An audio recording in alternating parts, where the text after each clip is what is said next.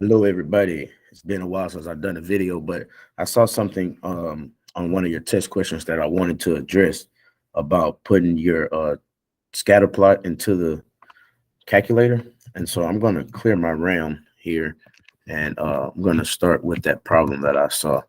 It's not hard. It's just I feel that we need to review the steps to how to do it on the calculator. So first, whenever you get a table, you want to press stat and then edit.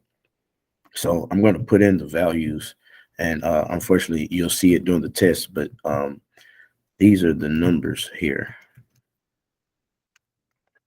Okay, 510 and then 106. All right, then I'm gonna come over and do the other list. Okay, this is stuff we already know how to do, not a big deal,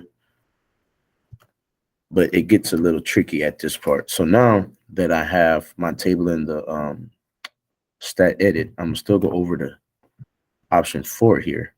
But something that I want to show you is that you can actually store your y equals mx plus b in the y equals sign. And you do that by picking the variable button.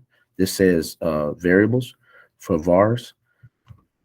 Okay. And then come over to y vars because you want your y variable, and it's going to be function 1.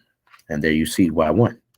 And that's where it's going to store. So now once you calculate, you'll see this is going to be stored there. So you don't have to worry about typing it. Okay. So now when I go to my graph, it's going to plot my line. There you go. See that? All right. Even if you wanted to see the scatter plot, you could do this. You're going to press second y equals, because that's going to turn your plot on. Okay. And then now when you graph it, you'll even see we're going to have to zoom out to see the dots. Zoom out. And the dot should show up. Probably have to zoom out a couple times because we're in the hundreds. There's a dot.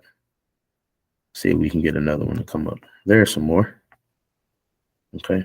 So even if you wanted to see the actual like dots on the graph, how the scatter plot would look, you got your dots on your graph and you have your line on your graph. So it helps you see and visualize both.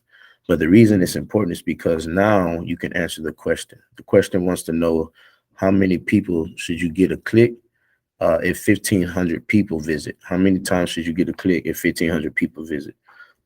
So from there, I'm going to actually want to calculate a certain value. And you see I press second trace because above trace it says calculate. And I want to calculate the value of 1,500. And there I have my answer right there, 83. Okay. And that's an actual question on your test that you can look at. And this is the video tutorial to help you. All right.